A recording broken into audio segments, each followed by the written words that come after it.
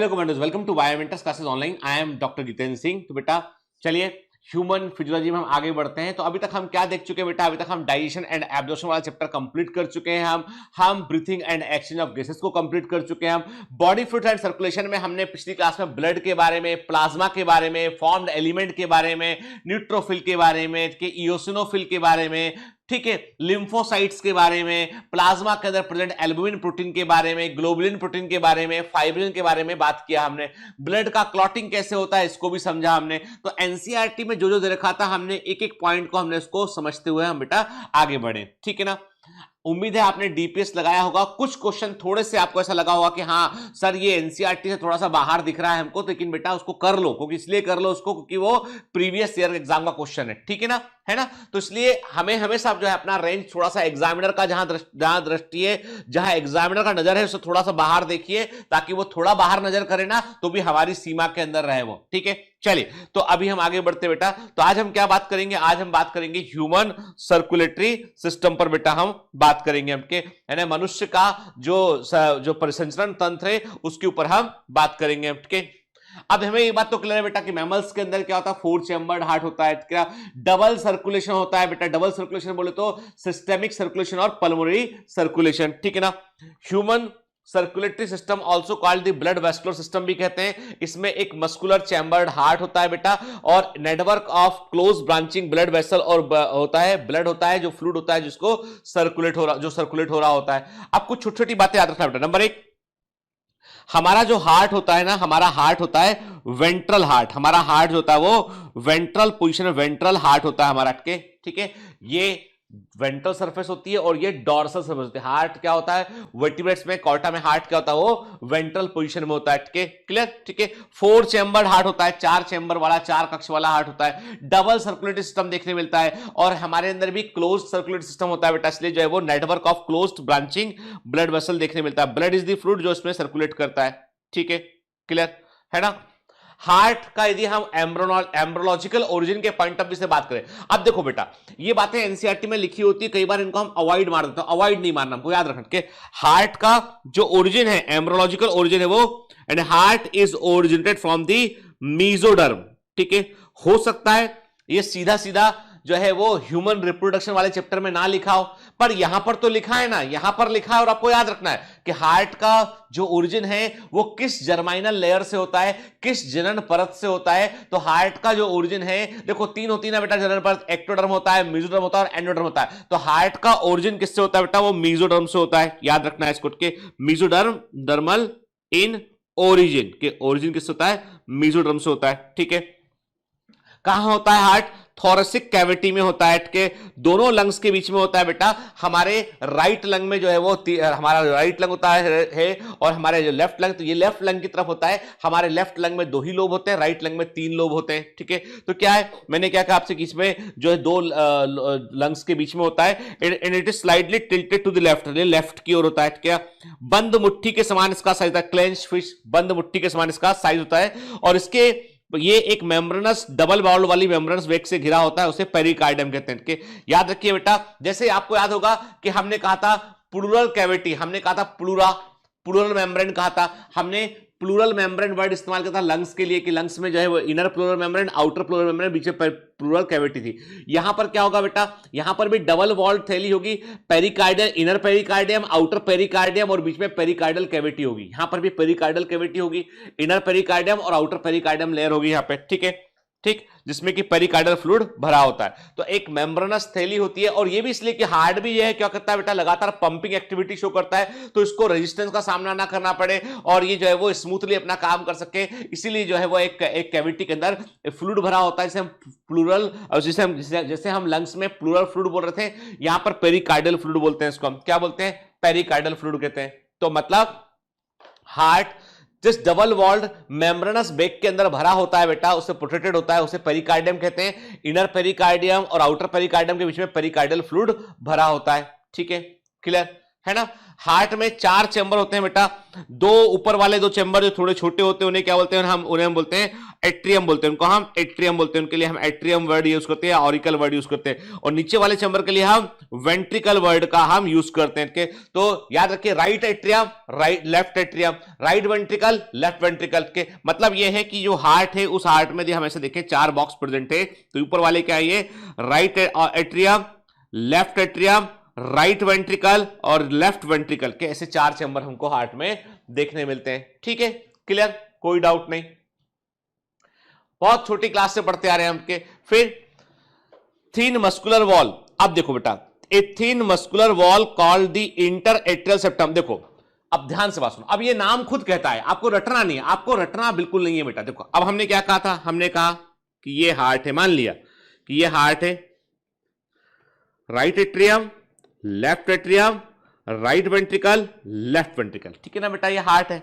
अब सुनो बात ध्यान से, क्या बोल रहे हैं हम बोल रहे हैं कि एक वर्ड होता है इंटर, इंटर बोले तो दो के बीच में, दो के बीच में, ठीक है, इन बिटवीन,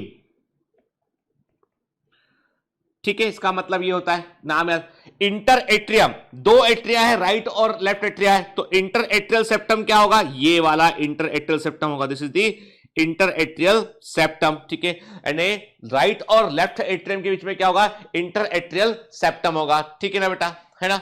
और इंटर वेंट्रिकुलर सेप्टम कहां होगा, 2 वेंट्रिकल के बीच में होगा, तो क्या बोलेंगे इसको, इंटर वेंट्रिकुलर सेप्टम, 2 वेंट्रिकल के बीच में तो इंटर वेंट्रिकुलर सेप्टम, 2 एट्रियम के बीच में तो इंटर एट्रियल सेप्टम बेटा के। और यदि एट्रियम और वेंट्रिकल के बीच में होगा तो क्या कहलाएगा, उसे हम एट्रियो वेंट्रिकुलर सेप्टम बोलेंगे। क्या बोलेंगे इसको हम, इसको बोलेंगे हम एट्रियो वेंट्रिकुलर सेप्टम, एट्रियम और वेंट्रिकल के बीच में। अब इसको रटते हैं बच्चे, क्यों रट रहे हो बेटा इसको, मत रटो ना इसको। इंटर मतलब 2 के बीच में, 2 एट्रियम के बीच में इंटर एट्रियल सेप्टम, 2 वेंट्रिकल के बीच में इंटर वेंट्रिकुलर सेप्टम, और एट्रियम और वेंट्रिकल के बीच में एट्रियो वेंट्रिकुलर सेप्टम, ठीक है ना। अब देखो यही तो लिखा और क्या लिखा है ना, क्लियर, आई बात समझ में, ठीक है बेटा।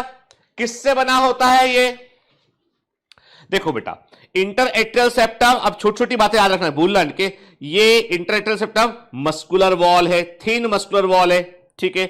इंटर वेंट्रिकुलर सेप्टम जो होती है ये थिक वॉल होती है, ठीक है।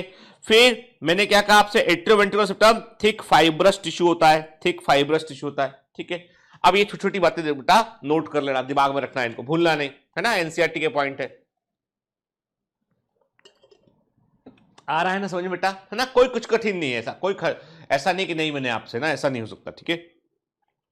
फिर देखो अब हम देख रहे हैं, हम क्या देख रहे हैं बेटा, हम बकायदा हम हार्ट के अंदर एक एनिमेशन देख रहे हैं, कैसे जो है वो देखो उसमें वॉल्व दिखाई पड़ रहे हैं, आपको दिख रहे हैं आप कि आपको ट्राइकस्पिड वॉल्व दिखाई पड़ रहा है, आपको बाइकस्पिड वॉल्व दिखाई पड़ रहा है, आपको कस मतलब 2 हिस्से उसके, ठीक है, मिट्रल वॉल्व देख रहे हो हमने। और फिर क्या कहा हमने, नीचे हम देख ऊपर वाला जो ऊपर देख रहे हो ये वेंट्रिकल है बेटा, वेंट्रिकल में आपको बकायदा जो है दिख रहा है आपको जो है वो पैपिलरी मसल्स भी दिखाई पड़ रहे, कॉर्डी टेंडानी भी दिखाई पड़ रहे हैं आपको। ये आप देख रहे हो ट्राइकस्पिड वॉल्व देख रहे हो, यहाँ पे दिख रहा है आपको, जो ट्राइकस्पिड वॉल्व है वो कहां पर है बेटा, वो राइट एट्रियम और राइट वेंट्रिकल के बीच में। बाइकस्पिड वॉल्व या मिट्रल वॉल्व कहां पर है, वो आपका लेफ्ट जो है एट्रियम और लेफ्ट वेंट्रिकल के बीच में प्रेजेंट है। आप देख रहे हो लेफ्ट वेंट्रिकल की वॉल आपको थोड़ी ज्यादा मोटी थिक दिखाई पड़ रही है आपको, है ना, छोटी छोटी बातें एकदम ध्यान रखो आपके, है ना।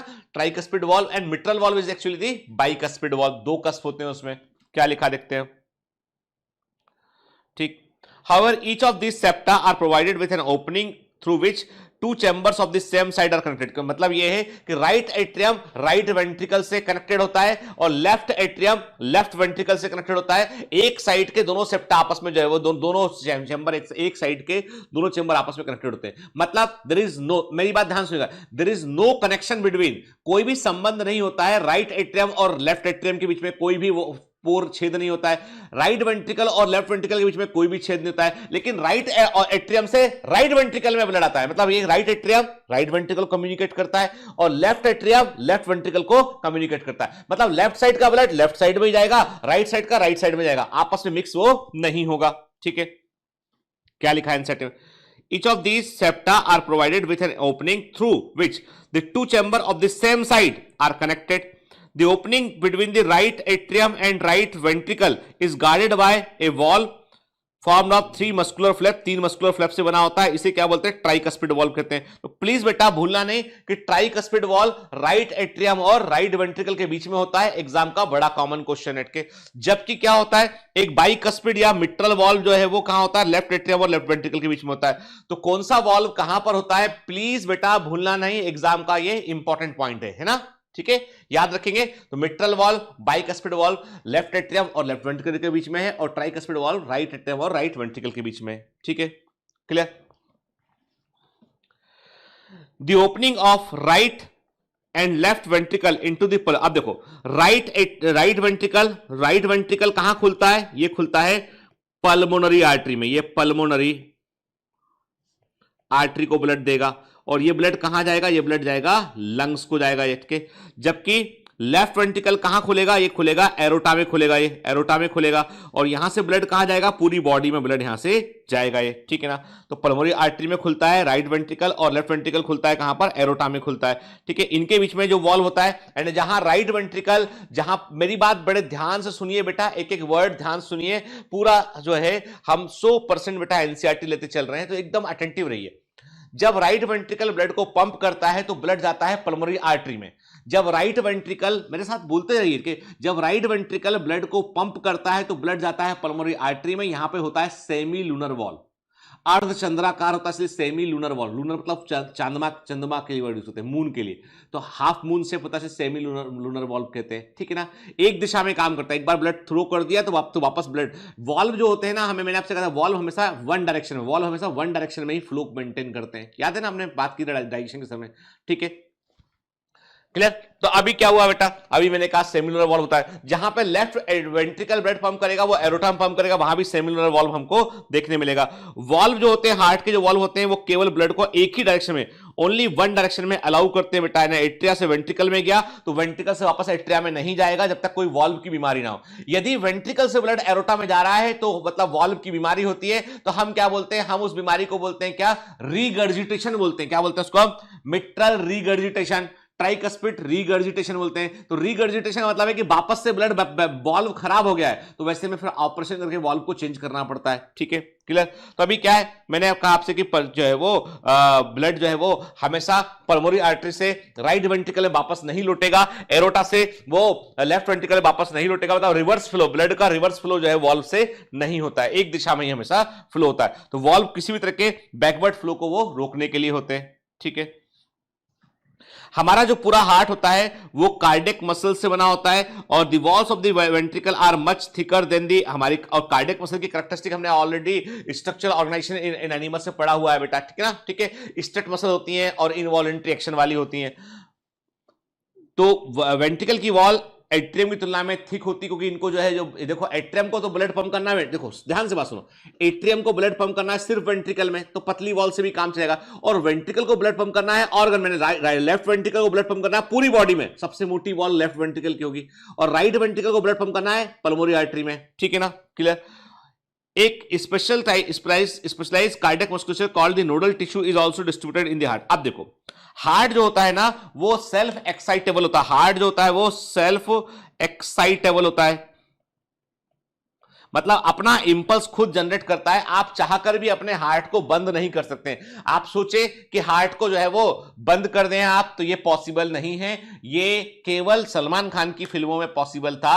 एक मूवी आई थी सलमान खान की किक में नवाजुद्दीन सिद्दीकी का एक रोल रहता है कि वो क्या करता है, वो अपनी हार्ट बीट रोक लेता है, टिंग डाउन आता है उसमें, वो क्या बोलता हो, ऐसे कुछ आवाज निकालता है, ऐसे आवाज निकालता है कुछ ना, ठीक है। वो मतलब एक साइको टाइप का उसको क्रिमिनल दिखाया हुआ है। तो वो किक मूवी में वो जो होता है ना कि वो अपना आपको रोक लेगा, अपना हार्ट बीट जो है वो बंद कर देगा, ये पॉसिबल नहीं है, ठीक है। ये सिर्फ और सिर्फ जो है वो आपके बॉलीवुड में सलमान खान की फिल्मों में पॉसिबल है। अदरवाइज थोड़ा भी आदमी दिमाग लगाएगा ना तो वो समझ जाएगा कि भैया ये ऑटो एक्साइटेबल टिश्यूज को आप रोक नहीं सकते। आप हार्ट बीट कम ज्यादा हो सकती है, समझ में आता है, लेकिन कम होके जो है वो रुक जाए, पूरा ईसीजी फ्लैट हो जाए, दिस इज नॉट पॉसिबल, ठीक है ना, practically it is not possible, ठीक है ना। तो अब ये इसका इसका अब क्या क्या बोले आपके लोग, पब्लिक को अच्छा लगता है, पब्लिक मानने तैयार है। एक मैंने जाने कौन सा फिल्म देखा था, उसमें साउथ इंडियन मूवी था, उसमें वो हार्ट ट्रांसप्लांट के लिए जा रहा होता है, तो हार्ट होता है, विलेन झगड़ा होता है, तो वो ऑपरेशन कर रहा होता है डॉक्टर वहां पे, तो वो खोला होता है पेशेंट का हार्ट, वो हार्ट उचकता है, हार्ट हाथ से गिरता है, खिड़की से होता हुआ हार्ट जाता है और सीधा जाके वो चेस्ट में जाके फिट हो जाता है। साउथ इंडियन मूवी, मतलब फेंकने की एक लिमिट होती है कि मतलब एक होता ना हद कि कहां तक फेंक सकते हैं पब्लिक, मतलब इसका मतलब ये है कि मतलब ये लोग बड़ा R&D किए हुए हैं कि मतलब पब्लिक को फेंको तो फेंकने में पब्लिक आ जाती है।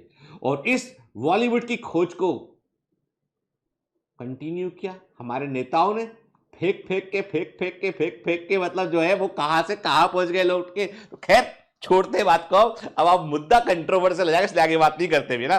तो अभी लूट के आते वापस, तो हमने क्या कहा बेटा, जो है स्पेशल, अब देखो जो सेल्फ एक्साइटेबिलिटी होती है इसके लिए कोई नर्वस सिस्टम नहीं है यहाँ पे, कार्डियक मसल्स का ही एक स्पेशल हिस्सा होता है, नोडल टिश्यू बोलते हैं। तो nodal tissue are not made up of nerve, ये कार्डियक मस्कुलेचर का ही हिस्सा होता है, ठीक है।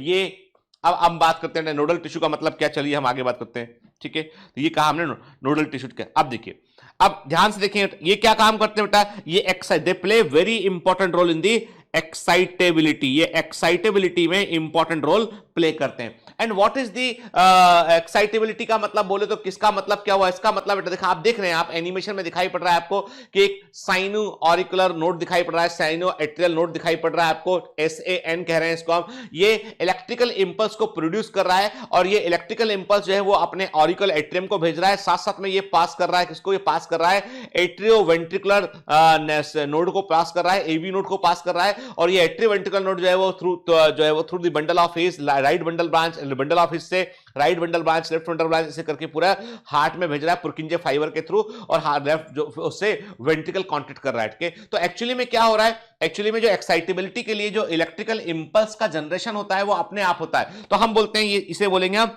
पैसमेकर के। पैसमेकर मतलब वो हिस्सा है जो कि खुद एक्साइटेबिलिटी को प्रोड्यूस कर रहा होता है, और इसमें सोडियम, पोटेशियम और कैल्शियम आयन बड़ा इंपॉर्टेंट रोल प्ले करते हैं। इसीलिए आपके भोजन में, आपके फूड में, आप जो खाना खाते हो उसमें यदि नमक कम होगा ना, आपको तुरंत मालूम चल जाएगा।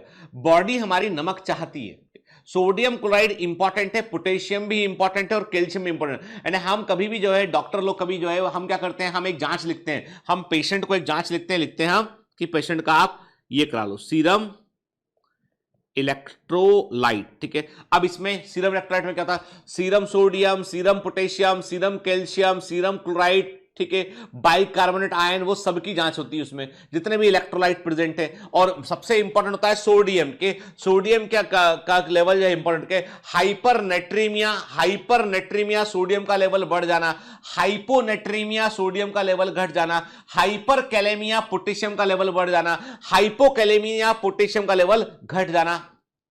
ये सब मेडिकल इमरजेंसी में कंडीशन आती है, ठीक है।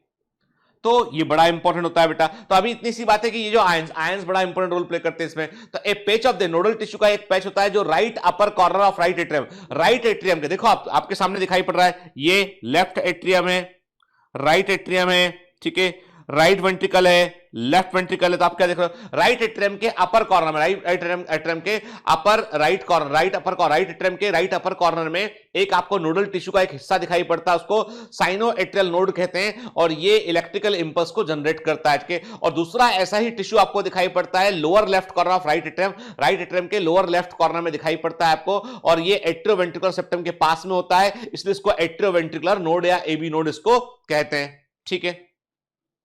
क्लियर, लोकेशन आपको याद रखना है। बंडल ऑफ नोडल फाइबर, और नोडल फाइबर के बंडल जो है वो एट्रियोवेंट्रिकुलर नोड से निकलते हैं और आगे कंटिन्यू करते हैं और राइट और लेफ्ट हिस्सों में आके बढ़ जाते हैं, राइट बंडल ब्रांच और लेफ्ट बंडल ब्रांच में बढ़ जाते हैं। आप देख रहे हो इंपल्स का फ्लो, देखो आप देख रहे हो SA नोड से इंफॉर्मेशन कहां, AV नोड में आया, AV नोड से क्या हुआ बेटा, ये वास्तव में AV नोड से इंफॉर्मेशन जो है वो कहां गया, ये जो है थ्रू दी नोडल फाइबर के थ्रू जो है वो कहां गया, वो आगे पूरे हार्ट तक वो फैल गया, ठीक है ना। क्या लिखा है, ए bundle of nodal fibre, atrioventricular bundle continues from AV node which passes through the atrioventricular septum से पास करता हुआ कहां जाता है, ये emerges top of the interventricular septum के टॉप पर जाकर जो है वो दो हिस्सों में बढ़ जाता है। एक हिस्सा राइट की ओर जाएगा, एक लेफ्ट की ओर जाएगा। जो हिस्सा राइट की ओर जाएगा वो उसे राइट बंडल ब्रांच बोलेंगे, और जो लेफ्ट की ओर जाएगा उसे लेफ्ट बंडल ब्रांच बोलेंगे उसे हम, ठीक है। और इनसे बारीक बारीक फाइबर निकलते हैं और ये पूरे वेंट्रिकल में फैले होते हैं, पूरे वेंट्रिकुलर मस्कुलस में फैले होते हैं। इन बारीक बारीक फाइबर को हम पुरकिंजे फाइबर कहते हैं। वेरी वेरी इंपॉर्टेंट, भूलना नहीं है बेटा, नहीं तो पिटाई लगेगी आप यदि भूले के। उन्हें पुरकिंजे फाइबर कहते हैं, ठीक है। यानी बारीक बारीक फाइबर जो पूरे वेंट्रिकुलर मस्कुलस तक जाते हैं उन्हें हम पुरकिंजे फाइबर कहते हैं। This fibre along with right and left bundle branch are known as the bundle of His. इन फाइबर को हम लेफ्ट और राइट बंडल ब्रांच के साथ में बंडल ऑफ हिस कहते हैं, बंडल ऑफ हिस कहते हैं। याद रखिएगा, भूलना नहीं, ठीक है ना।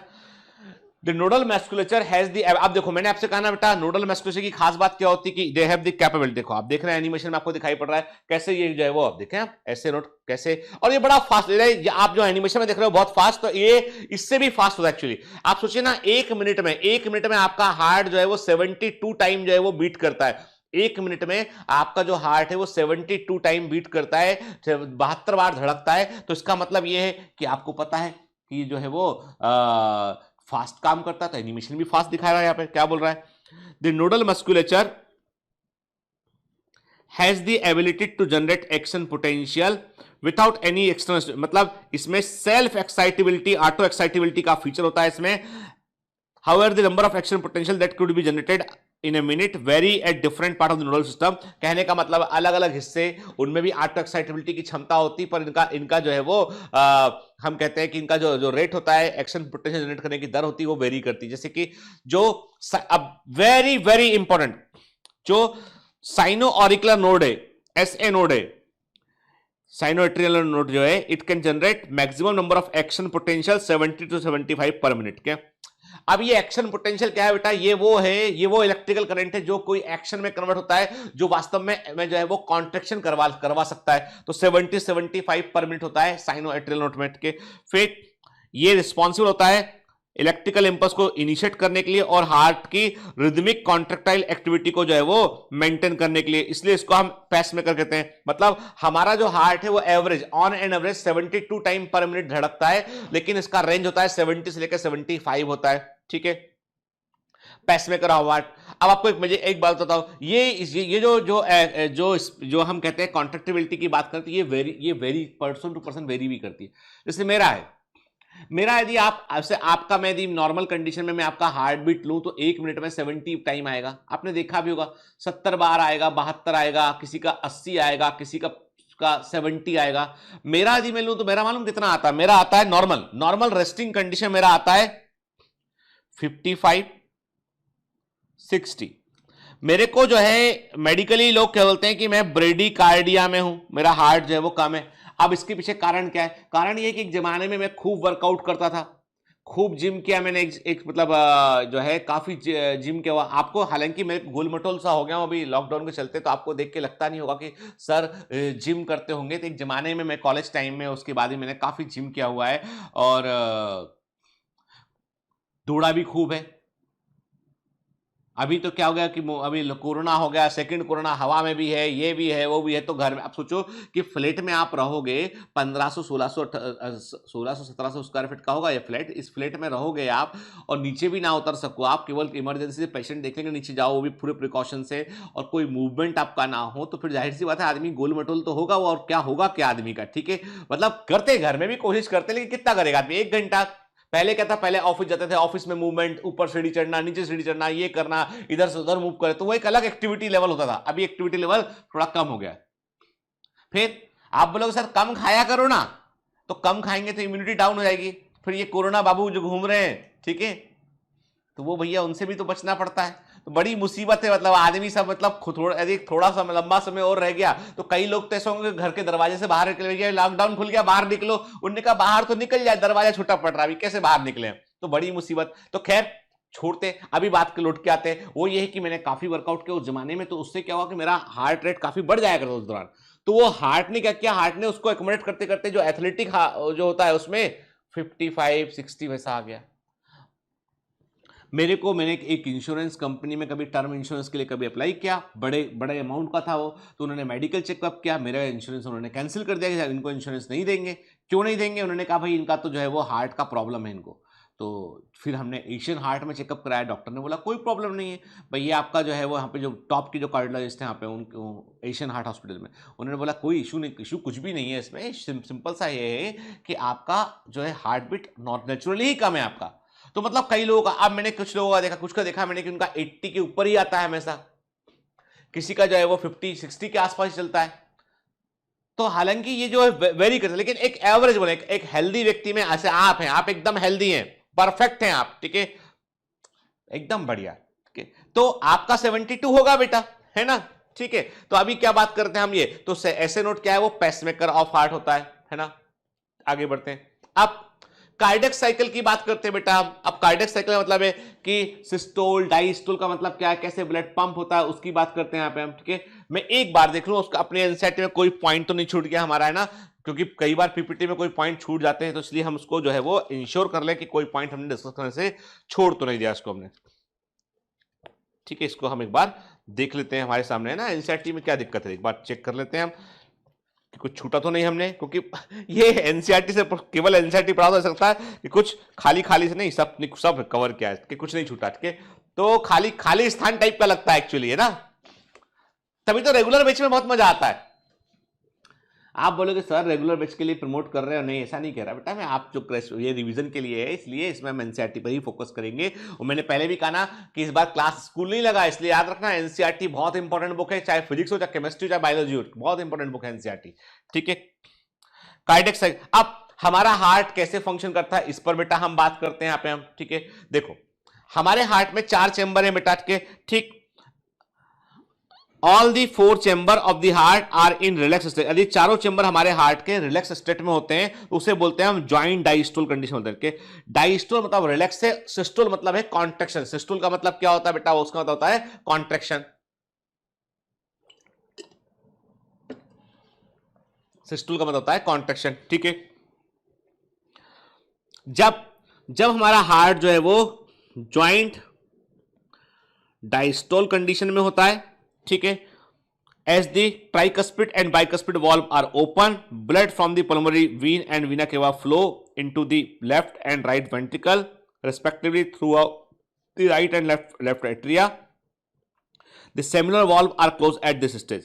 अब ध्यान से बात सुनिए, जब ज्वाइंट डायस्टोल का अवस्था बना हुआ है उसी समय पे क्या हो रहा है कि चूंकि हार्ट में रिलैक्स अवस्था है, कोई भी कॉन्ट्रैक्शन नहीं है उसमें, तो जो ट्राइकस्पिड एंड बाइकस्पिड वॉल्व होते हैं वो इस समय ओपन होते हैं। जो ब्लड होता है वो पल्मोनरी वीन से जो ब्लड आ रहा है वो कहां आ रहा है, पल्मोनरी वीन से ब्लड कहां आ रहा है, पल्मोनरी वीन से ब्लड आ रहा होता है कहां पर बेटा, गलती मत करना, पल्मोनरी वीन से ब्लड आ रहा होता है लेफ्ट एट्रियम में, लंग्स से आ रहा होता है।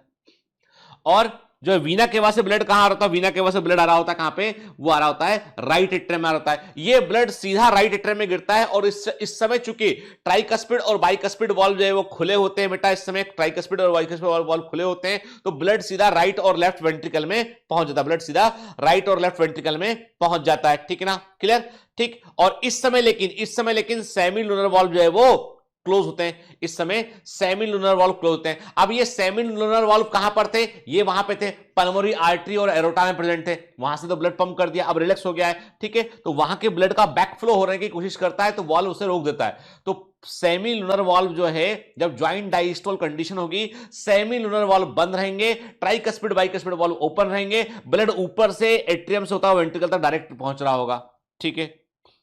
फिर The SA node now generate the action potential। अब SA node action potential generate करेगा और ये दोनों एट्रिया को जो है वो स्टिमुलेट करेगा और ये साइमल्टेनियसली एक साथ कॉन्ट्रैक्ट करेंगे, इसे एट्रियल सिस्टोल बोलेंगे हम। और इससे क्या होगा कि जो ब्लड है यानी 70% तक ब्लड जो था वो ऑलरेडी एट्रियम से वेंट्रिकल में आ चुका था डायरेक्टली। कैसे आ चुका था, वो सीधा खुला हुआ था ना, तो ओपन, क्योंकि ट्राइकस्पिड बाइकस्पिड वॉल्व खुले थे तो वेंट्रिकल ऑलरेडी फुल हो रहे थे। अब जैसे एट्रियम कॉन्ट्रैक्ट किए तो रिमेनिंग 30% और आ गए यहाँ पे के, तो 30% ब्लड को उसने और पंप कर दिया। अब मतलब एसए नोड ने इलेक्ट्रिकल इंपल्स जनरेट किया, उसने ऑरिकल को जो है इंड्यूस किया, ऑरिकल ने एट्रियम ने ब्लड पंप किया, वेंट्रिकल में भेज दिया के। अब क्या हुआ बेटा, अब इसके बाद जो है एक्शन पोटेंशियल जनरेट कहां पे हुआ, एवी नोड तक पहुंच गया, एवी नोड तक पहुंच गया और एवी नोड ने इसको कहां भेजा, एट्रियो वेंट्रिकल बंडल से इसको उसने जो है वो बंडल ऑफ हिस के थ्रू पूरे वेंट्रिकल तक उसको भेज दिया, ठीक है। अब वेंट्रिकल की मसल कॉन्ट्रैक्ट करेगी बेटा। अब वेंट्रिकल की मसल कॉन्ट्रैक्ट करेगी, इस समय क्या होगा, इस समय जो है हम बोलेंगे वेंट्रिकुलर सिस्टोल बोलेंगे, कॉन्ट्रैक्शन होगा सिस्टोल बोलेंगे। तो पहले जब एट्रियम कॉन्ट्रैक्ट किए तो वेंट्रिकल रिलैक्स था, तो उस समय ट्राइकस्पिड बाइकस्पिड वाल्व ओपन रहेंगे, तो एट्रियम का ब्लड वेंट्रिकल में आ गया। लेकिन जब बेटा ध्यान से बात सुना, जब वेंट्रिकल कॉन्ट्रैक्ट करेंगे ना, तो हमको मालूम है वॉल्व में केवल एक डायरेक्शन में ही ब्लड का फ्लो हो सकता है, वॉल्व में केवल एक ही दिशा में कोई सब्सटेंस जा सकता है। तो जैसे ही वेंट्रिकल कॉन्ट्रैक्ट करेंगे तो ट्राइकस्पिड और बाइकस्पिड वाल्व तेजी से खट से बंद जाएंगे, हार्ट साउंड आएगा, वो बंद हो जाएंगे, वो बंद हुए। वो अब क्या हुआ, अब इसके बाद जब वेंट्रिकल ने जोर से ब्लड लगाया तो ऊपर वाले जो ओपन वाल्व थे ट्राइकस्पिड बाइकस्पिड वो बंद हो गए, जो क्लोज वाल्व थे वो ओपन हो गए। कौन से वाल्व ओपन हो गए, सेमीलुनर वाल्व ओपन हो गए, ठीक है।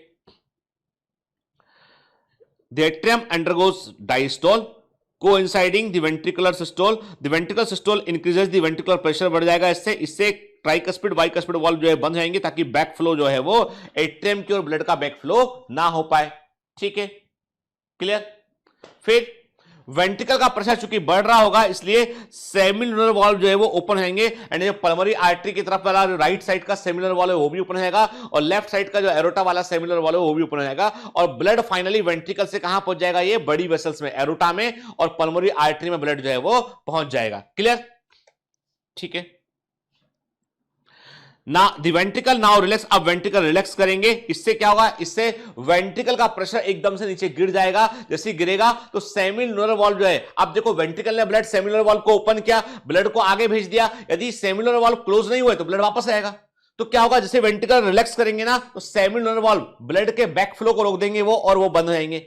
तो दूसरा हार्ट साउंड यहां पे आएगा, ये वाला वाल्व बंद हुआ जोर से यहां पे। अब वेंट्रिकल रिलैक्स करेगा, वेंट्रिकल रिलैक्स करेगा, वेंट्रिकल का प्रेशर गिर जाएगा, तो अच्छा तो फिर क्या होगा, जैसे गिरेगा तो फिर से ट्राइकस्पिड और बाइकस्पिड वाल्व जो है वो ओपन हो जाएंगे, वो ठीक है, वो ओपन हो जाएंगे, क्योंकि एट्रिया जो है वो वेंट्रिकल का प्रेशर नीचे कम हो गया है, और एट्रियम का प्रेशर कंपैरेटिवली अधिक है, क्योंकि वो ऑलरेडी डायस्टोल में था, वहां ब्लड आ चुका था, ठीक है। क्या लिखा, as the ventricular pressure decline further, the tricuspid and bicuspid valve are pushed open by the pressure in the atria exerted by the blood which was being emptied into them. जब ventricle systole कर रहा था तब उस समय atrium diastole में था, तो एट्रियम में ब्लड आ रहा होगा ऊपर से, ठीक है। कहां से आ रहा होगा बेटा, पल्मोनरी आर्टरी से और जो है वीना केवा से, तो एट्रियम में ब्लड भरा हुआ था। जब वेंट्रिकल रिलैक्स होना शुरू हुआ तो एट्रियम में चूंकि ब्लड भरा था, तो वॉल्व पर प्रेशर पड़ा, तो वॉल्व ओपन हो गया, यहाँ पे ट्राइकस्पिड बाइकस्पिड वॉल्व ओपन हो जाएंगे, ठीक है। अब अगेन ब्लड फिर से वेंट्रिकल में फ्रीली अंदर आएगा, 70% तक ब्लड ऐसे अंदर आएगा, फिर से साइकिल रिपीट होगी, फिर से SA node electric impulse generate करेगा, एट्रियम जो है वो कॉन्ट्रैक्ट करेंगे, वेंट्रिकल में ब्लड पहुंचेगा, फिर वेंट्रिकल जो है वो कॉन्ट्रैक्ट करेगा, बैक फ्लो को रोकने के लिए ट्राइकस्पिड बाइकस्पिड वाल्व बंद हो जाएंगे, और सेमिलुनर वाल्व ओपन हो जाएगा, क्योंकि वेंट्रिकल का प्रेशर बढ़ जाएगा, वेंट्रिकल ब्लड को आगे पंप कर देगा, साइकिल चलता रहेगा अगेन एंड अगेन, ठीक है, बार बार। और यही है बेटा कार्डियक साइकिल होता है, यही, ठीक है ना। इससे चूंकि साइक्लिकल इवेंट में होता है, and systole diastole systole diastole atria ventricle लगातार चल रहा होता है, साइक्लिक वे में चल रहा होता है, इसलिए इसको हम कार्डियक साइकिल कहते हैं, ठीक है। हमारा जो हार्ट है वो 1 मिनट में 72 टाइम जो है वो बीट करता है, धड़कता है, तो इसका मतलब ये है कि एक कार्डियक साइकिल जो है 0.8 सेकंड का होता है, याद रखिए, यानी क्या क्या वो 0.8 सेकंड का होता है। याद रखना बेटा कि एक बार में, अब प्रश्न उठता है कि हमारा जो हार्ट है वो एक बार में कितना ब्लड बाहर पंप करता है, तो 70 ml के, ये एक बार में हमारा हार्ट जो है वो 70 ml ब्लड को बाहर पंप करता है, जिससे हम बोलते हैं स्ट्रोक वॉल्यूम, बोलते हैं हम स्ट्रोक वॉल्यूम कहते हैं। 72 टाइम करता है, तो हमने मल्टीप्लाई और 72 किया, तो तकरीबन 5 लीटर के आसपास, ये हमारा हार्ट जो है वो 1 मिनट में 5 लीटर के आसपास ब्लड को वो पंप करता है, ठीक है। During a cardiac cycle the ventricle pump approximately 70 ml of blood को वो पंप करता है, इसे हम स्ट्रोक वॉल्यूम कहते हैं। वेरी वेरी आईएमपी, इसे हम स्ट्रोक वॉल्यूम कहते हैं, ठीक है। मल्टीप्लाई किया इसको हमने किससे, 72 टाइम हार्ट बीट रहती है, मल्टीप्लाई किया हमने, तो क्या बोला हमने, कहा कार्डियक आउटपुट आ गया। कार्डियक आउटपुट मतलब क्या होता है, अब ये देखो बेटा, ये दिमाग अब एनसीईआरटी में लिख दिया तो आपको फॉर्मूला दिमाग रखना है। Cardiac output equal to, cardiac output लिख लीजिए, लिख लीजिए, cardiac output equal to heart rate multiply by stroke volume, multiply by stroke volume. Cardiac output equal to heart rate multiply by the stroke volume, याद रखना बेटा formula, ठीक है ना। Therefore cardiac output can be, अब देखो क्या बोलेंगे, हम बोलेंगे कार्डियक आउटपुट को डिफाइन करना हो तो कैसे डिफाइन करोगे? आप बोलोगे कार्डियक आउटपुट क्या है बेटा? आप बोलोगे कि volume of blood pump by the each ventricle पर मिनट, यानी हर एक वेंट्रिकल से 1 मिनट में जितना ब्लड बाहर पंप किया गया वो कार्डियक आउटपुट होता है। तकरीबन 5 लीटर के आसपास एक व्यक्ति में होता है। एक व्यक्ति का जो है में क्षमता होती है कि वो थोड़ा सा मान लो उसका हार्ट जो है वो जरूरत पड़ने पे जोर से तेजी से काम करता है, तेज कॉन्ट्रैक्शन कर सकता है। तो मतलब होता है कि वो ability to alter the stroke volume जो अल्टर हो सकता है, यहाँ पे हार्ट रेट अल्टर कर सकता है, मतलब कार्डियक आउटपुट पर भी असर पड़ता है। कार्डियक आउटपुट कैसे होता है? यदि आपका हार्ट रेट बढ़ गया तो कार्डियक आउटपुट बढ़ जाएगा, स्ट्रोक वॉल्यूम बढ़ गया तो कार्डियक आउटपुट बढ़ जाएगा। ठीक है ना? Clear? The cardiac output of an athlete is much be higher than the ordinary man से एक एथलीट का कार्डियक आउटपुट ज्यादा होता है। ठीक है, फिर अब हार्ट साउंड की वेरी वेरी इंपॉर्टेंट हिस्सा मैंने आपको बताया था, मैंने कहा था आपसे कि सबसे पहले कौन सा, अब देखो मैं आपको इमेजिन कर चुका हूं, मैं आपको बोल चुका हूं सबसे पहले कौन सा वाल्व बंद होता है? ट्राइकस्पिड बाइकस्पिड वाल्व बंद हुए थे, वेंट्रिकल कनेक्ट करना शुरू किया तो वो जोर से वाल्व बंद हो गए, वो तो हार्ट साउंड पहला आ गया। फिर उसके बाद दूसरा कौन से वाल्व बंद होते? सेमिलुनर वाल्व बंद हुए थे, जब वेंट्रिकल रिलैक्स किया सेकंड हार्ट साउंड आ गया, याद रखना। ठीक है, क्या लिखा है? During each cardiac cycle 2 prominent sound हमको सुनाई देते हैं बेटा। एक फर्स्ट हार्ट साउंड जो लब होता है, लब लब LUB लब, फर्स्ट हार्ट साउंड, ये ट्राइकस्पिड और बाइकस्पिड वाल्व के बंद होने से होता है। सेकंड हार्ट साउंड जो है डब जो होता है वो सेमिलुनर वाल्व के बंद होने से होता है। और ये हार्ट साउंड ही हम स्टेथोस्कोप की हेल्प से, मतलब स्टेथोस्कोप क्या होता है? ये दिस इज दी स्टेथोस्कोप के, इसकी हेल्प से जो है हम लोग हार्ट साउंड को ही जो है वो सुनते हैं के, यानी लब डब के। और कई बार क्या होता है, कई बार हम इसके पिछले हिस्से का भी इस्तेमाल करते हैं के, तो हार्ट साउंड को सुनने के लिए हम इसका यूज। सबसे अच्छा स्टेथोस्कोप आता है लिटमैन का, लिटमैन का सबसे अच्छा स्टेथोस्कोप होता है। ठीक है, मैं आपको गिफ्ट करूंगा, आप सिलेक्ट तो हो जरा अच्छे नंबर से। चलिए अब बात करते हैं, हम ईसीजी की बात करते हैं। अब हमें पता है हार्ट की इलेक्ट्रिकल एक्टिविटी के बारे में मालूम चल गया, हमें कार्डियक साइकिल के बारे में मालूम चल गया। अब हम बात करेंगे ईसीजी के बारे में। ईसीजी हमको क्या बतलाता है? इलेक्ट्रोकार्डियोग्राफ, यानी ईसीजी का फुल फॉर्म क्या है बेटा? इलेक्ट्रोकार्डियोग्राफ। और जिस मशीन से करते हैं उसे इलेक्ट्रोकार्डियोग्राम कहते हैं, उसे इलेक्ट्रोकार्डियोग्राम कहते हैं। ठीक है, देखो आपने देखा होगा टिपिकल हॉस्पिटल, अब वो बताते हैं ना कि पेशेंट दिखाते हैं हार्ट, ऐसा दिखाते हैं कि भाई हार्ट बीट चल रहा है। कभी भी फिल्म जो है वो मूवीज में जो है वो ऐसा सीन दिखाना हो तो जो है वो आपको बाकायदा मॉनिटर वगैरह वो सब दिखाते हैं। ठीक है, मॉनिटर में क्या हो रहा है, तो याद रखिए। तो इलेक्ट्रोकार्डियोग्राफ मशीन से लेते हैं। ठीक है, अब ईसीजी होता क्या है? ये बेसिकली हार्ट की इलेक्ट्रिकल एक्टिविटी का जो है वो ग्राफ। माफ कीजिए बीच में डिस्टर्ब करने के लिए। तो कैसा लगा आपको ये लेक्चर? अच्छा लगा तो चलो चैनल सब्सक्राइब करते हैं और बेल आइकन प्रेस करते हैं। औरों तक पहुंचाने में हमारी मदद कीजिए, शेयर कीजिए और सब्सक्राइब कीजिए, क्योंकि बायो मेंटर्स आपका अपना परिवार है। बाय बाय, चलो कंटिन्यू करते हैं। ग्राफिकल रिप्रेजेंटेशन होता है, it is the graphical representation of the electrical activity of the heart की ये इलेक्ट्रिकल एक्टिविटी का ग्राफिकल रिप्रेजेंटेशन होता है जो कार्डियक साइकिल के दौरान होता है। ठीक, एक स्टैंडर्ड ईसीजी ऑफ अब जिस मशीन से हम निकालते हैं इलेक्ट्रोकार्डियोग्राम कहते हैं। तो व्यक्ति को हमें मशीन से कनेक्ट, एक पेशेंट को हमें मशीन से कनेक्ट करने के लिए 3 इलेक्ट्रिकल लीड की आवश्यकता होती है, और एक लीड लेफ्ट और राइट रिस्ट में लगाते हैं और एक लेफ्ट एंकल में लगाते हैं। और इससे क्या हुआ, ये लगाया हमने राइट अपर लिम्ब में लगाया इसको हमने, लेफ्ट अपर लिम्ब में लगाया इसको हमने, और हमने इसको लेफ्ट लिम्ब में लगाया, लेफ्ट एंकल में लगाया इसको हमने, लेफ्ट एंकल में लगाया हमने इसको। ठीक है, एक ट्राइंगल बनाया नहीं बना, इसे बोलते हैं जो है वो ये ट्राइंगल होता है ना, इस ट्राइंगल के आधार पे हम जो है पूरा इलेक्ट्रिकल लीड को जनरेट करते हैं। और एक वर्ड यूज करते हैं हम मेडिकल साइंस में, इंथोवेंस ट्राइंगल के। इंथोवेंस ट्राइंगल थोड़ा डिफरेंट होता है इससे, लेकिन ये इसी के बीच में वो ट्राइंगल बनता है इलेक्ट्रोड कट के।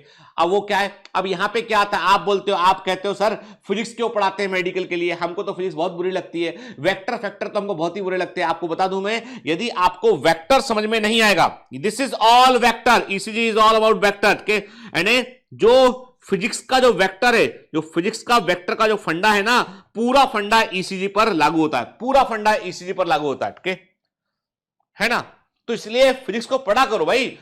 अब आप बोलते हैं सर क्यों, अरे सर वो ऑप्टिक्स पढ़ा रहे हैं सर, है ना, ऐसा लेंस वेंस के क्वेश्चन लगा रहे हैं। भैया जो डॉक्टर होता है, जो ऑप्थेल्मोलॉजिस्ट होता है, वो पूरा खेल लेंस का होता है उसका के। तो यदि आपको ऑप्थेल्मोलॉजिस्ट बनना है तो आपको आई स्पेशलिस्ट बनना है तो लेंसेस के बारे में जानकारी होना चाहिए, फोकल लेंथ के बारे में जानकारी होना चाहिए। आंखों का लेंस आप चेंज करोगे, आप कैटरेक्ट का ऑपरेशन करोगे, लेंस ही नहीं पता आपको, आप लेंस का फॉर्मूला ही नहीं पता, फोकल लेंथ का मतलब नहीं मालूम, क्या कौन सा लेंस कहां लगेगा ये भी नहीं मालूम है आपको, के कहां पे लेंस फोकस करेगा ये भी नहीं मालूम है, तो कैसे मरीज का इलाज करोगे?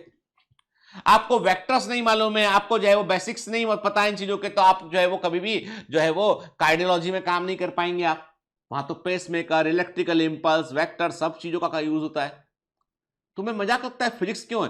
पागल थोड़ी ना ये लोग, नहीं तो हिस्ट्री ने, अब मान लो इनका मन कर रहा होता है ऐसे ही तो ये बोलते भैया इतिहास पढ़ो, अकबर के बारे में पढ़ो दो, पर अकबर को पढ़ने का मेडिकल साइंस में कोई इस्तेमाल नहीं है कि अकबर ने किस सन में क्या किया था, जोधा कौन थी, अकबर कौन थे, और जो है उनके दरबार में नवरत्न कौन थे। अब ये वो यूपीएससी में जो लोग देंगे उनके काम आएगा, अपने थोड़ी ना काम आएगा डॉक्टरी में। तो जो जो काम का है वो अब केमिस्ट्री क्यों पढ़ा रहे हैं सर, इतनी केमिस्ट्री सर? अरे भैया पूरी दवाई केमिस्ट्री है, फार्माकोलॉजी टोटल 100% केमिस्ट्री है, फर्स्ट ईयर में बायोकेमिस्ट्री पूरी केमिस्ट्री है। अब आप बताओ मेरे को, तो ये मत सोचा करो कभी, हमेशा सोचना है कि भैया हम जो पढ़ रहे हैं वो ज्ञान हमेशा काम आएगा, ऑलवेज हमेशा वो बेटा आपके काम आएगा। चलो तो ईसीजी पर बात करते हैं अभी हम ना, ठीक। अब देखो बेटा ईसीजी में कुछ सर्टेन हमको वेव्स दिखाई पड़ते हैं और हर एक वेव जो होती है वो एक इलेक्ट्रिकल एक्टिविटी को डिनोट करती है। कि एक ईसीजी में टिपिकली हमको पी वेव, क्यूआरएस कॉम्प्लेक्स और हमको टी वेव दिखाई पड़ती है। पी वेव, क्यूआरएस कॉम्प्लेक्स और हमको टी वेव दिखाई पड़ती है। और पी वेव और क्यूआरएस कॉम्प्लेक्स के बीच में जो टाइम गैप होता है, ध्यान से समझिए, पी वेव और क्यूआरएस कॉम्प्लेक्स के बीच में जो टाइम गैप होता है वो पीआर इंटरवल कहलाता है। और जो है वो क्यूआरएस कॉम्प्लेक्स और टी वेव के बीच में जो टाइम सेगमेंट होता है उसे हम एसटी सेगमेंट कहते हैं। तो ये जो है ना भूले बिछड़े जो भाई बंधु हैं इनको भी याद रखना, पीआर इंटरवल और एसटी सेगमेंट, ठीक है ना, ठीक। पी वेव क्या शो करता है?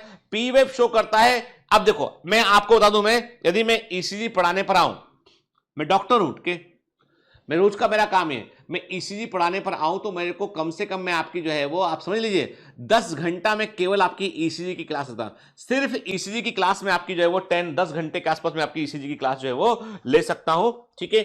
और आपको बता दूं मैं कि मैं जो है एकदम, मतलब मैं आपको उसका ब्रांड नेम नहीं, किसी ने किसी समय में हम कहा कि सर आप हमको किसी ब्रांड को प्रमोट कर रहे हैं क्या, तो ब्रांड इंडोर्समेंट नहीं है बेटा ये, ठीक है। मैं आपको दिखा रहा हूं कि मैं कौन सा ईसीजी यूज करता हूं। This is one of the very latest and advance ECG जो मैं जो है फॉरेन से लेके आया था कहीं से, दिखाता हूं कि कितना इंटरेस्टिंग टेक्नोलॉजी, कितना बदल गया आज के जमाने में टेक्नोलॉजी, इतना ये लीड वीड इतनी बात करें कि भाई 2 अब लिम्ब में लगाना पड़ेगा, एक लेग में, लेफ्ट लेग में लगाना पड़ेगा। आप देखिए ये ECG machine, this is the, आपको देख के आश्चर्य होगा ये कैसी सर, ये मोस्ट एडवांस्ड ईसीजी मशीन है जो मैं यूज करता हूं, और परफेक्ट एकदम। और आपको बताऊं मजे की बात ये कि ये इसको आप जो है वो इसका जो रिपोर्ट है वो सीधा मोबाइल पे जनरेट होता है इसका, और आप पेशेंट से सीधा शेयर कर सकते हैं इमेज। और जब रिपोर्ट शेयर होता है तो उसका डायग्नोसिस भी टेंटेटिव है, हालांकि डॉक्टर को देखना पड़ता है, पर टेंटेटिव डायग्नोसिस जो है उसका जो है वो भी हमको मिल जाता है इसमें के। ये इतना सा बड़ा ईसीजी मशीन आप देखते हैं ना, उसमें बड़ा सा ईसीजी मशीन लगा होता है, बहुत सारे लीड लगे होते हैं, हालांकि वो भी बहुत ऑथेंटिक होता है, लेकिन ये जो ईसीजी मशीन है ये बिल्कुल छोटा सा ईसीजी मशीन है। अब मैं चूंकि कोई ब्रांड इंडोर्समेंट नहीं करता हूं इसलिए मैं इसका ब्रांड के बारे में बात आपसे नहीं करूंगा। एक बार मैंने बता दिया था कोई, तो किसी ने बोला कि सर आपने पैसे लेके बताया इस चीज को, तो भैया ऐसा है कि अब क्या बताएं यार, हम क्या बोले किसी को, है ना, कि क्या पैसे लिए क्या पैसे नहीं लिए, अब रखेंगे बाद में रखेंगे आराम से, है ना। तो कहने का मतलब ये है कि क्या होता है बेटा, हर चीज दुनिया में हर आदमी जो है ना पैसे के लिए नहीं करता है ना। कुछ लोग ऐसे होते हैं जिनको, अब यार तुम मुझसे मतलब मैं तुमसे बड़ा हूं यार, ठीक है, समझ लीजिए कि मतलब मेरा खुद का बेटा जो है वो जो है 12 साल का मेरा बड़ा, 13 साल का मेरा बड़ा बेटा है, तो आप लगा लीजिए नजर कि, तो ऐसा है हमने अपने करियर में, अपने प्रोफेशन में इतना कर लिया बेटा कि हमको हमारे पास एक से अधिक घर है, एक से अधिक ऑफिस है, ठीक है, एक अच्छी ठीक ठाक सी कार है, वाइफ भी अच्छी सर्विस में है, 2 बेटे हैं, है ना, पिताजी हमारे जो है वो भी ठीक ठाक थे, जज थे भाई, तो ठीक ठाक है, पेरेंटल जमीन भी हमारे पास है। हम करेंगे क्या, नोट खाएंगे क्या, और हमें मालूम है अंबानी तो बन नहीं जाएंगे इससे हम, है ना। तो भैया ऐसा है हर जगह पे सर बिक गए, जो एक जगह सर बिक गए, कुछ हुआ और सर तो बिक गए सर मतलब मैं समझ नहीं आ रहा, मैं किधर किधर बेच लिया किसी ने, ऐसा नहीं होता बेटा, है ना। क्या होता है ये अपने दिमाग में चल रहा है सारा, ये ये तुम्हारे दिमाग में है, तो अपने दिमाग से इसको बाहर निकालो, ठीक है? क्योंकि यार कोई संबंध भी तो कोई चीज है ना, आपके मेरे बीच कोई कनेक्शन, कोई तार कुछ तो होता होगा यार, थोड़ा तो मतलब वो तो यार, वो तो ईश्वर तो देख रहा है ना अपना। हम कुछ भी झूठ बोले सच बोले, देखिए याद रखिए हम अपने आप से कभी झूठ नहीं बोल सकते, और ईश्वर जो होता है ना उसके, अब आप बोलोगे, अब तो कई लोग बोलते हैं, इसी में बोलता हूँ यार सर कोरोना इतना फैला, ईश्वर कहाँ था? मैं कहता हूँ बेटा ईश्वर हम सबके अंदर ही था। हमने जो एक दूसरे की मदद की ना वो ईश्वर ने की है। डॉक्टरों ने जो जो है रात भर सेवा की, मरीजों को के लिए कुछ कुछ किया उन्होंने, जो है वो जो है मोस्ट ऑफ देखो इतने सारे लोग, लाखों लोगों का इलाज ऐसी थोड़ी ना हवा में हो गया है, ईश्वर वहां भी था। वो जो वार्ड बॉय आता था ना सुबह सुबह सफाई करने के लिए, पूरा आप जो हॉस्पिटल में जो गंदगी होती है उसको साफ करने के लिए, ईश्वर वहां भी था। वो जो नर्स थी वो बगैर थके तुमको दवाएं देती पेशेंट को, ईश्वर उसके अंदर भी था। जो जब हमारे शरीर में सेल्स WBC लड़ रहा था उन जो है उन वायरस से, हमारा शरीर लड़ रहा था अपने आपको जिंदा कर रखने के लिए, आपकी बॉडी का हर ऑर्गन जो है वो, हर शरीर का हर अंग जो है वो लड़ रहा था ना, ईश्वर उसके अंदर भी था। कहां नहीं है ईश्वर? तुम बोलोगे कि वो मंदिर में से बाहर निकले, वो मूर्ति फाड़ के बाहर निकले और बोले आके कि मैं आ गया हूं, कहां गया कोरोना बताओ? ऐसा नहीं। कि हम जब एक दूसरे की मदद करते हैं, एक दूसरे के दुख सुख में काम आते हैं, एक दूसरे का हम अच्छा, तो वो ईश्वर वही है, अल्लाह भी वही है, ईश्वर भी वही है, जीसस ही वही है।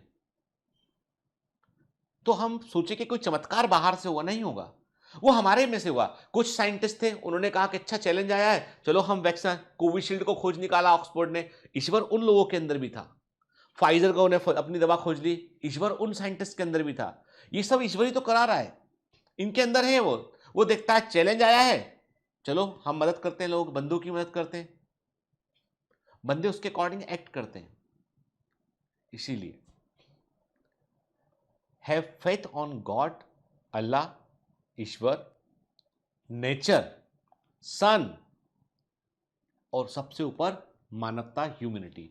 यदि हम एक दूसरे के काम नहीं आएंगे तो कोई काम नहीं आएगा। हमें आज समझ में आ गया हमें कि कागज के नोट जिंदगी में मायने नहीं रखाते हैं, मायने रखाता है अच्छा स्वास्थ्य, अच्छा पर्यावरण,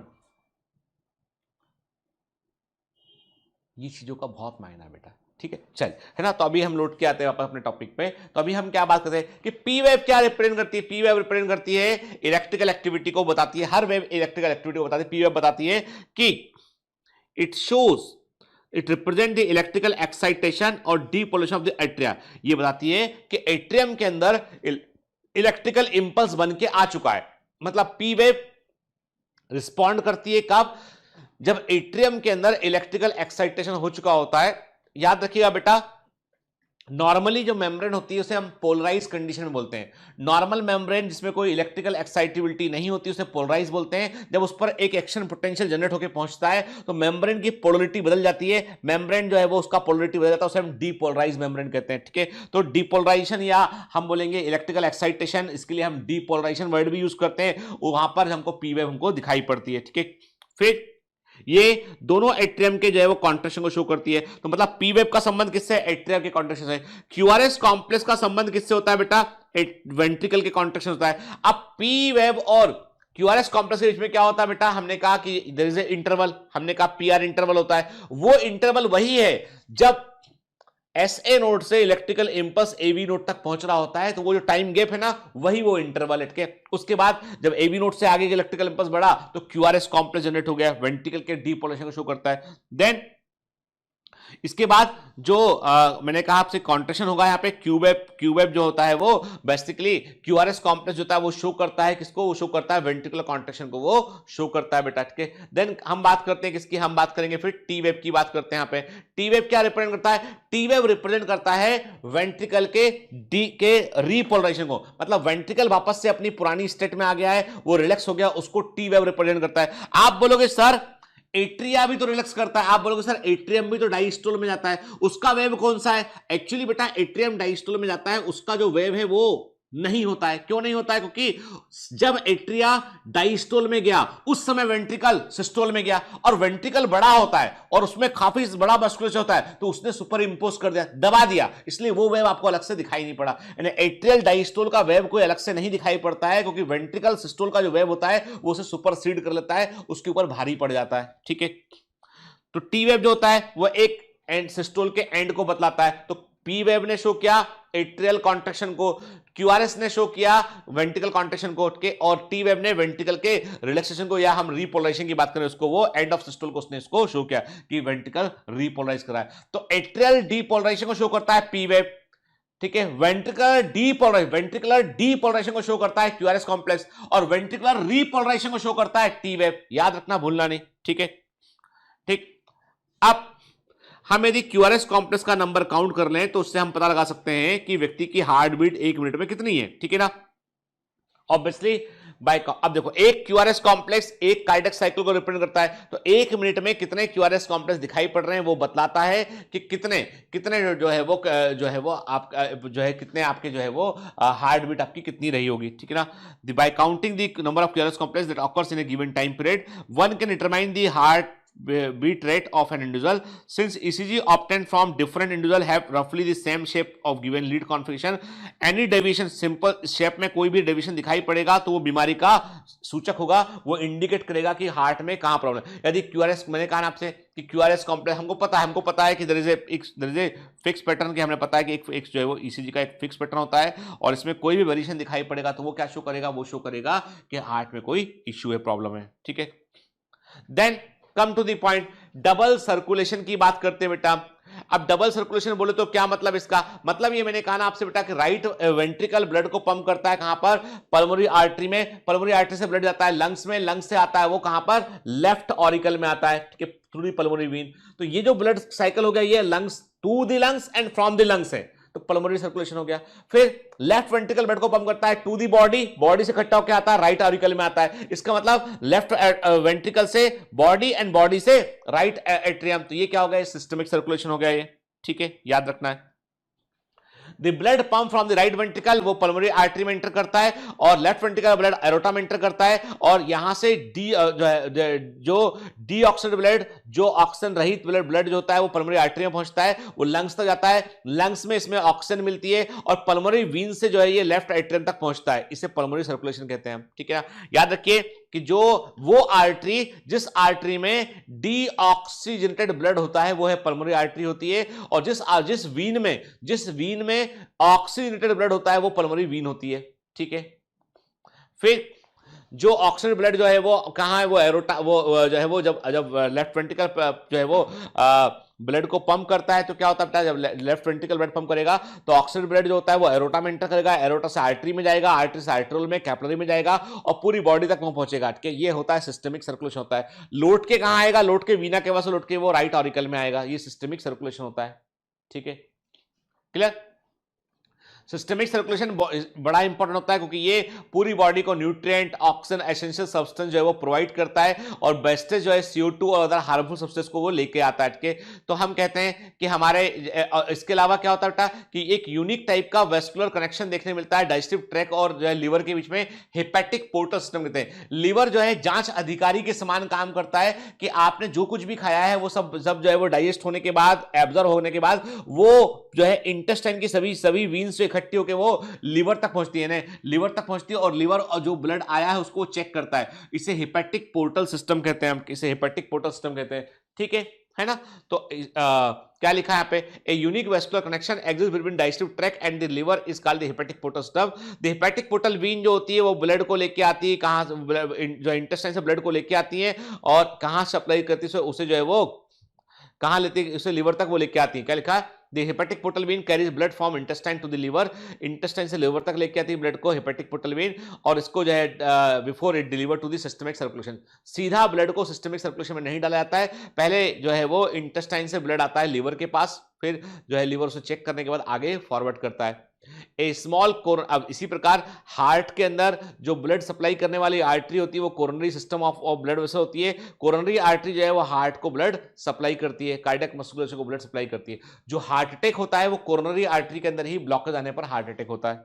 ठीक है, अब बात करते हैं how D cardiac activity regulated, यानी क्या फर्क पड़ता है, हमारा नर्वस सिस्टम कैसे इन्फ्लुएंस करता है कार्डियक एक्टिविटी, उस पर हम बात करते हैं कि नॉर्मल एक्टिविटी जो होती है हार्ट की वो अपने आप से यानी ऑटो रेगुलेटेड होता है।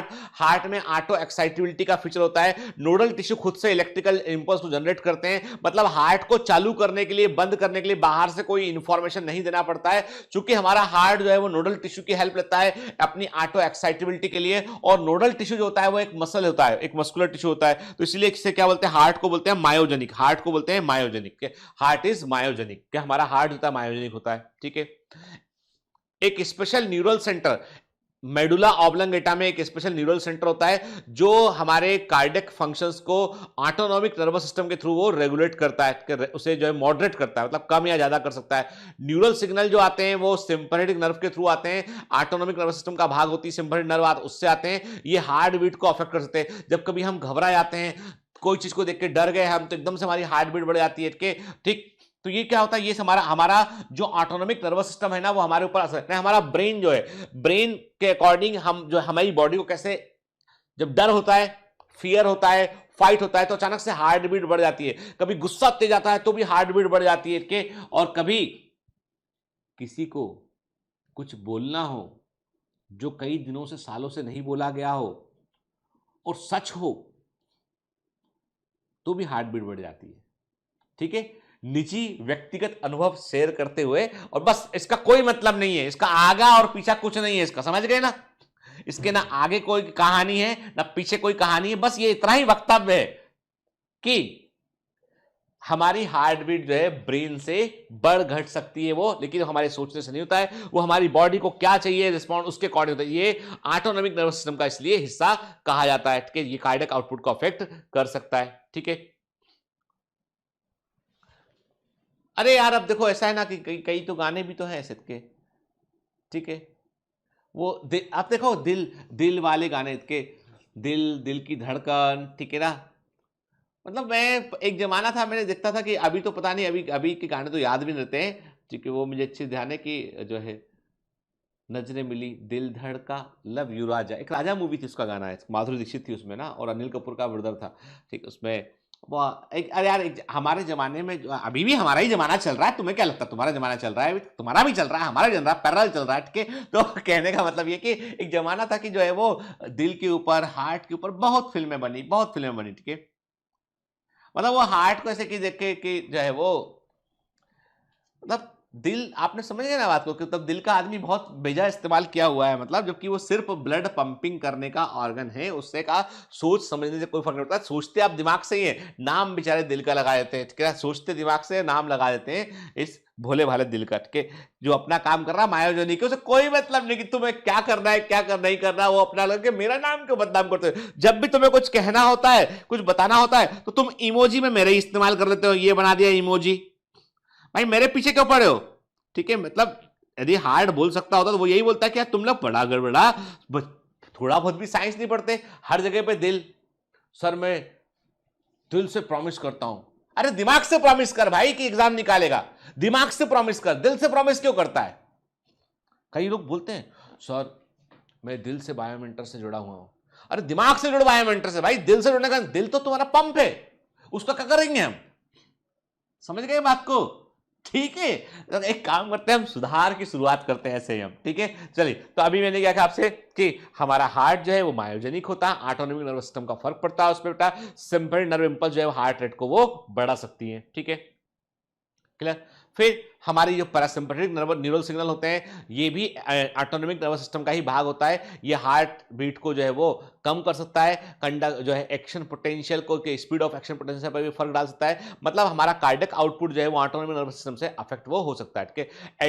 एड्रिनल ग्लैंड से निकलने वाले मेडुलरी हार्मोन होते हैं इपिनेफ्रिन, नॉरएपिनेफ्रिन, ये भी कार्डियक आउटपुट पर जो है अपना असर डालते हैं, ठीक है। फियर एंड फाइट की कंडीशन में ये काम करते हैं, ठीक है।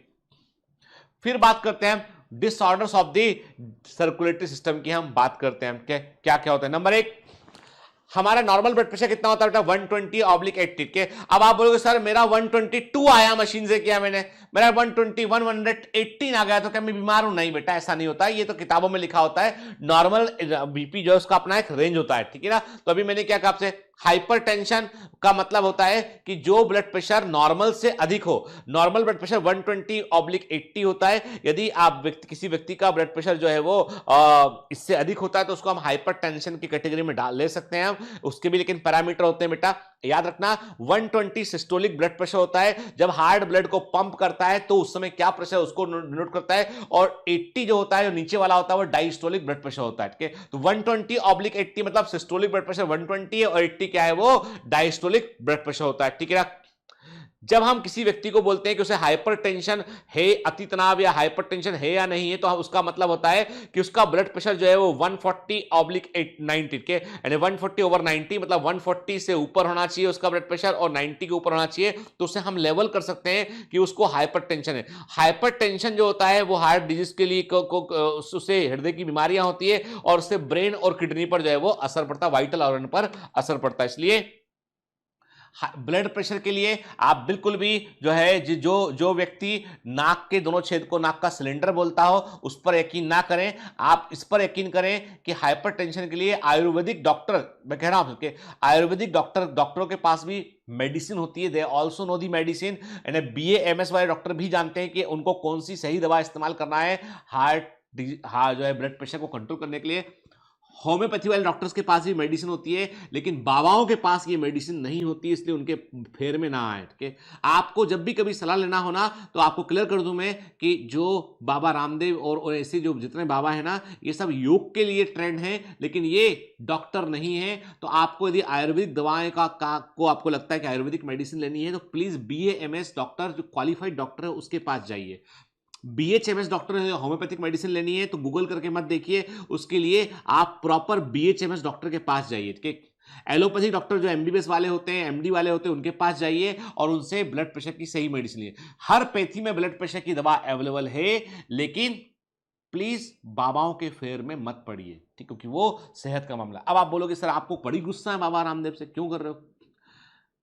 आपको जानकर आश्चर्य होगा, my father lost his life just because of this kind of baba. बल्कि इन्हीं की बात बोलूंगा मैं, कभी पहले बोला नहीं इस बात को मैंने। वो सुबह सुबह उठ के बाकायदा जो है वो भ्रामरी, भगवान जाने कौन कौन से जिनके जो आसन है वो सब किया करते थे। उनको BP का प्रॉब्लम डायग्नोस हुआ था, उनको कहा गया था डॉक्टर ने, जिनको जो है डॉक्टर साहब थे एक विदिशा के अंदर, उन्होंने जो है वो कहा था कि आपको जज साहब आपको दवा लेनी पड़ेगी। ये उन्होंने उनको कुछ मेडिसिन दिया, एक टेलमिसार्टन था, एक बीटा ब्लॉकर कोई मेडिसिन था कि ये दवा लेनी पड़ेगी आपको और लाइफ लॉन्ग लेनी पड़ेगी। उन्होंने कोई मुक्त बटी, कोई बटी आया, बाबा रामदेव ने खूब एड किया इन लोगों ने, उन्होंने बटी लेना शुरू किया, एलोपैथिक मेडिसिन बंद कर दिया, और एक दिन ब्रेन हेमरेज हो गया, स्ट्रोक हो गया, BP अनकंट्रोल्ड हो गया पूरा, और फिर हम लोग सेव नहीं कर पाए। समझ गए बात को? इसलिए बेटा प्लीज़, है ना, मैं कहता हूँ कि मेरे पिता दो डॉक्टर बेटे थे उनके, मैं और मेरा छोटा वाला भाई पढ़ रहा था, मैं उसमें प्रैक्टिस करता था। आप सोचिए इतना गहरा प्रभाव समाज में पड़ा हुआ है इन चीज़ों का। पहले मैं इतनी गंभीरता से नहीं लेता था, पर मैं आज कहता हूँ आपसे कि यदि तुमको आयुर्वेदिक मेडिसिन चाहिए तो प्लीज़ बेटा क्वालिफाइड BAMS डॉक्टर, सरकार ने डिग्री दी है तो कुछ सोच के दे रहे होंगे ना वो, BAMS डॉक्टर के पास जाइए। यूनानी मेडिसिन की लेना है तो सड़क पर किनारे बैठे आदमी से मत लीजिए, BUMS डॉक्टर के पास जाइए। बहुत अच्छे डॉक्टर होते हैं कई उसमें, BHMS डॉक्टर के पास जाइए। मैं किसी डिग्री की बुराई नहीं करता बेटा, लेकिन बाबा दवा बांटने लगे और मार्केटिंग करने लगे, ये खराब है। बाबा अपना काम करे ना, बाबा तेल बेचे, आटा बेचे, समझ में आती बात, पर बाबा दवा बेचेंगे तो पब्लिक तो बोलेगी भाई आपकी दवा कैसे, कोई प्रमाण। अब देखो, आपको तो बैद्यनाथ जैसी बड़ी बड़ी कंपनी, बैद्यनाथ हुआ और आपके जितने ना ये अपना डाबर हुआ, ये सालों से आयुर्वेदिक मेडिसिन में सालों से ये कंपनियां, इनका तो कभी इतना हल्ला हुआ नहीं। लेकिन भैया बाबा की कंपनी, बाबा ब्रांडिंग, मार्केटिंग, प्रमोशन हर जगह पे करते हैं। तो मैं उनके खिलाफ नहीं हूं, पर जिस प्रकार वो एलोपैथी के खिलाफ बोलते हैं, जब आप खुल के एलोपैथी के खिलाफ बोलते हो तो हम भी खुल के आपके बारे में बोलेंगे कि आप गलत कर रहे हो, आप पब्लिक को मिसगाइड कर रहे हो। आप बोलोगे इसका क्रेस्कोस के लेक्चर से क्या संबंध है? कोई संबंध नहीं है। लेकिन मैं कहता हूं घर में आपको ऐसे 4 लोग मिल जाएंगे जो बोलेंगे BP की मेडिसिन मत लो, BP की मेडिसिन लेने से कमजोरी आती है, BP की मेडिसिन लेने से जो है व्यक्ति को जिंदगी भर दवा खानी पड़ती है, कभी बंद नहीं होती है। अरे भाई समझदार आदमी, प्रॉब्लम बड़ी है इसलिए जिंदगी भर गोली खानी पड़ती है, ठीक है ना, समझाइए लोगों उठ के। फिर हाई ब्लड प्रेशर के बारे में हमने बात किया बेटा के। फिर हमने अब बात करते हैं कोरोनरी आर्टरी डिजीज के बारे में बात करते हैं, शॉर्ट में इसको सीएडी बोलते हैं के। इसको हम बेटा कई बार उसके लिए हम जो है एथेरोस्क्लेरोसिस वर्ड भी इस्तेमाल करते हैं, क्योंकि ब्लड वेसल्स के अंदर जो है वो वास्तव में क्या होता है कि कैल्शियम, फैट, कोलेस्ट्रॉल के कारण, फाइब्रस टिश्यू के कारण वहां पे एक जो है वो प्लाक जमा हो जाता है, और वो जो प्लाक होता है वो हिस्सा होता है वो आर्टरी को नैरो करता है। और बर्नौली की थ्योरम से हम जानते हैं कि जैसे पाइप पतला होगा तो लिक्विड का फ्लो बढ़ जाएगा, जब आर्टरी का डायमीटर नैरो हो जाएगा तो ब्लड का फ्लो बढ़ेगा, और ब्लड आर्टरी को जोर से, ब्लड तो बह रहा है आएगा और वहां जाके आर्टरी को डैमेज करेगा वो बार बार के, उससे कई बार प्लाक टूट जाएगा, और टूटा हुआ प्लाक जाके वो आगे आर्टरी को ब्लॉक कर सकता है कि उससे हार्ट अटैक आ सकता है। ठीक है, ये एथेरोस्क्लेरोसिस होता है बेटा। ठीक है, एंजाइना का मतलब, एंजाइना को फुल फॉर्म होता है एंजाइना पेक्टोरिस कहते हैं। इसमें क्या होता है, पेक्टोरिस मतलब पेक्टोरल मसल, चेस्ट की बात करें, चेस्ट में तेज पेन होता है इसमें, और ऐसा इसलिए होता है कि हार्ट की किसी पर्टिकुलर मसल को जो है वो पर्याप्त ऑक्सीजन नहीं मिल पाता है, और ये किसी भी एज में हो सकता है बेटा ये, और ये जो है वो मिडिल एज में और एल्डरली में मोस्ट कॉमन होता है। और ये जो है वो ये वास्तव में क्या होता है, व्यक्ति यदि जोर से दौड़ रहा है, कुछ एक्सट्रीम वर्क कर रहा है, अचानक से वो चेस्ट पेन हो गया, मतलब हार्ट में ऑक्सीजन का सप्लाई कम पड़ गया, इसलिए जो है वो तेज दर्द होता है, इंटेंस पेन होता है, इसे एंजाइना पेन कहते हैं, जो एक प्रकार से ये लेस ब्लड सप्लाई को इंडिकेट करता है, और इसका संबंध कहीं ना कहीं जो है सीएडी के साथ में जुड़ा होता है। ठीक है, हार्ट फेलियर की बात करें तो याद रखिएगा बेटा, हार्ट फेलियर में व्यक्ति तुरंत नहीं मरता है। लोगों को गलतफहमी है, हार्ट फेलियर नहीं होता, वो जिसमें व्यक्ति तुरंत मर जाता है वो होता है कार्डियक अरेस्ट, वो होता है कार्डियक अरेस्ट होता है, उसे कार्डियक अरेस्ट कहते हैं, उसको अचानक से हार्ट बंद हो गया, ठीक है, कार्डियक अरेस्ट कहते हैं। ठीक है, ये होता है हार्ट फेलियर। इसमें क्या होता है, ये क्रोनिक डिजीज है, ये क्रोनिक डिजीज होती है, धीमे धीमे हार्ट के काम करने की क्षमता कम हो जाती है, और पैरों में सूजन रहने लगती है। कभी देखिएगा आप कोई एल्डर, पुराने जो अधिक उम्र के जो लोग होते हैं, उनके पैरों में पैर देखेंगे आप तो पैरों में सूजन दिखेगी आपको। एडी आपको देखना हो, कैसे देखना कि जो एंकल होता है, एंकल के पास यदि सूजन दिखती है और दबाने पे आप प्रेस करते हो तो सूजन, तो दबाने से लगता है कुछ भरा हुआ अंदर लिक्विड सट के, तो दबाने पे प्रेस होता है, फिर छोड़ने वापस आता है, ये एंकल इडिमा है, जो कंजस्टिव कार्डियक फेलियर का एक सिम्टम होता है। ठीक है, और ये एक प्रकार से क्रोनिक डिजीज होती है, इसमें हार्ट थोड़ा जितनी इफिकेसी से काम करना चाहिए उतनी इफिकेसी से वो काम नहीं कर पाता है। ठीक है, हार्ट फेलियर का मतलब है state of heart when it is not pumping blood effectively through enough to meet the need of the body, it's a sometime क्या बोलते हैं, कंजस्टिव हार्ट फेलियर कहते हैं हम, क्योंकि इसमें चूंकि ब्लड पंप नहीं करता है तो इसलिए जो है लंग्स में जो है फ्लूइड इकट्ठा होने लगता है, और कंजेशन ऑफ लंग्स भी इसका एक मेन सिम्टम होता है। तो लंग्स में कंजेशन हमको यहाँ पर देखने मिलता है, कंजस्टिव कार्डियक फेलियर भी कहते हैं इसको। हार्ट फेलियर को हम कार्डियक अरेस्ट से कंफ्यूज नहीं करना चाहिए। कार्डियक अरेस्ट जो है उसमें सडनली हार्ट बीट करना बंद करता है। ठीक है, हार्ट अटैक में जो है हार्ट का मसल सडनली डैमेज कर जाता है, लेकिन कार्डियक फेलियर में क्या होता है, हार्ट फेलियर में बेटा जो है वो क्रोनिक डिसऑर्डर होता है एक। ठीक है, ठीक, अब यहां पे क्या है, यहां पर हमने पूरा बॉडी फ्लूइड एंड सर्कुलेशन को हमने देखा बेटा, एक एक पॉइंट एनसाइटिक हमने यहां पे कवर किया। अब आपको डीपीपी लगाना है, रिवाइज करना है। जो रेगुलर बैच के कमांडो हैं, गलती ना करें हो, आप की नोट्स पढ़ते हैं, की नोट्स को पूरा भरिए, अच्छे से सॉल्व कीजिए। इंटरेक्टिव की नोट से बहुत काम आएगा, आपके बहुत ज़्यादा काम आएगा बेटा इंटरेक्टिव की नोट। उसमें छोटे छोटे जो प्रश्न पूछे गए उनके आंसर भी देते रहिए बेटा। और दूसरी बात ये है कि आपको जो है वो सारे बच्चों को एक बात का ध्यान रखना है कि आपको डीपीपी बेटा मिस नहीं करना है, क्योंकि वो सारे इंपॉर्टेंट क्वेश्चन उसी के अंदर दिए गए हैं। ठीक है ना, सॉल्व करना। All the best.